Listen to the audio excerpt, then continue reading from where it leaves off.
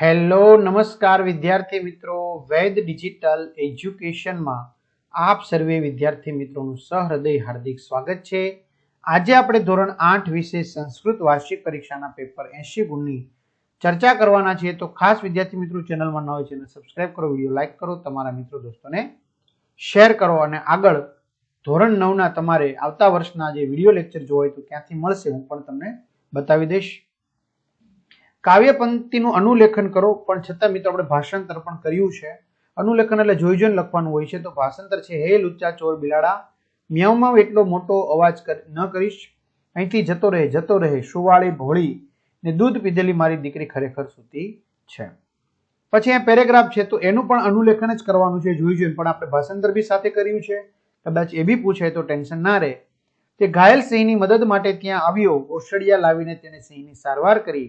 કેટલાક દિવસ પછી સિંહ સાજો થઈ ગયો અને સારવારથી તે તેનો મિત્ર બની ગયો. ત્યાર પછી તે જ સિંહ દરરોજ માત્રાવાળાના ઘરમાં તેની પાસે રહેવા લાગ્યો. ઘણા બધા વિદ્યાર્થી મિત્રોને આવા પેપર સોલ્યુશન સાથે જોતા હોય તો 21 થી પણ વધુ પ્રશ્નપત્રો સોલ્યુશન સાથેની પીડીએફ મળી જશે. અને વેકેશનમાં તમે ધોરણ 9 ગણિત કલ્પેશ કોલડિયાના વિડીયો લેક્ચર જોઈ લો. સંપૂર્ણ ધોરણ 9 ગણિત આખું ચેપ્ટર 1 થી 12 સુધીના છે બધા દાખલા. વિજ્ઞાન કલ્પેશ વિરડિયાના દરરોજ 1 કલાક 2 કલાક લેક્ચર જોઈ લો વિદ્યાર્થી મિત્રો. અને વેકેશનમાં ગણિત વિજ્ઞાન કમ્પ્લીટ. ન ખ્યાલ આવે તો 1 વાર 2 વાર 5 વાર તમને જેટલી વાર જોયું એટલી વાર છૂટ, ના સમજાય ત્યાં સુધી અત્યારે ઓફર છે, તો વહેલી તકે મેળવી લેશો. તેમજ 3 થી 12 ધોરણ સુધીના વિડીયો મટીરિયલ બધું જ તમારે 9મા ધોરણના પણ ગુજરાતી ધારા મેડમ, ઇંગ્લિશ રાકેશ સર, સામાજિક જ્ઞાન પરેશ સર, બધાની વિડીયો જોવા હોય ગૂગલ પ્લે સ્ટોર જ્યાંથી ગેમ ડાઉનલોડ કરો ત્યાં જઈને વૈદ ડિજિટલ એજ્યુકેશન નામની એપ્લિકેશન ડાઉનલોડ કરો. ઓપન કરશો, પેજ ખુલે, તમારા પોતાના મોબાઈલ નંબર નાખો, સેન્ડ ઓટીપી કરો, 4 આંકડાનો ઓટીપી નાખશો એટલે પેડ કોર્સમાં ધોરણ 8માં પીડીએફ, 9માં આ વિડીયો લેક્ચર મળશે. 3 થી 12માં તમારે જે ધોરણમાં જે વિષયના વિડીયો જોવા હોય કે તમારા મિત્રો દોસ્તોને વાત કરવી હોય તો એ જોઈ શકશો. ચલો સંસ્કૃતમાં જવાબ આપો. કર્કશ કંઠ કસ્ય અસ્તિ? વાયસસ્ય કાકસ્ય કંઠ કર્કશ અસ્તિ. માત્રાવાલસ્ય ગ્રામસ્ય જ્ઞામ કિમ આસિત? માત્રાવાલા ગ્રામસ્ય નામ મોટી મોણપરી ઇતિ. કહ ઉચ્ચૈર ભસ્તિ? તો કુકુરઃ ઉચ્ચૈર ભર્સ્તિ.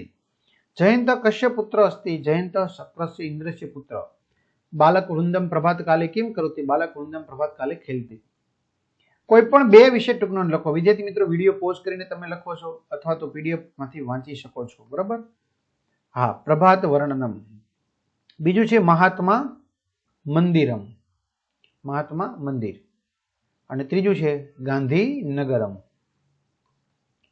બરાબર? ચાલો વાક્ય બનાવો. ઉદાહરણ તરીકે સુરેશસ્ય પુસ્તકમ અસ્તિ, રાકેશસ્ય સુધાખંડ અસ્તિ, ભાવિનસ્ય ધનમ અસ્તિ, શુકસ્ય ચંચુ અસ્તિ, બુભુક્ષિતસ્ય ભોજનમ અસ્તિ. સંસ્કૃતમાં વાક્ય બનાવો. ઉદાહરણ: મંદમ ચલતી સમીર, શીઘ્રમ ગચ્છતિ વિમાનમ, મંદમ ચલતી ગજઃ, શીઘ્રમ ગચ્છતિ મૃગઃ, મંદમ ચલતી શકટમ.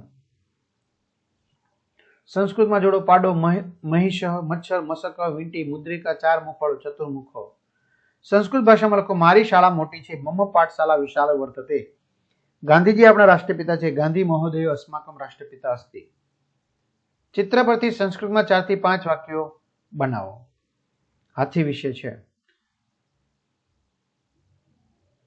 એકા પીપલિકા ગચ્છતિ માર્ગે ગજતામ દષ્ટવા કથયતિ રે પીપલિકે મમ માર્ગાત દૂરી ભવ, અન્યથા અહમ ત્વા મર્દિયાસ્યામિ.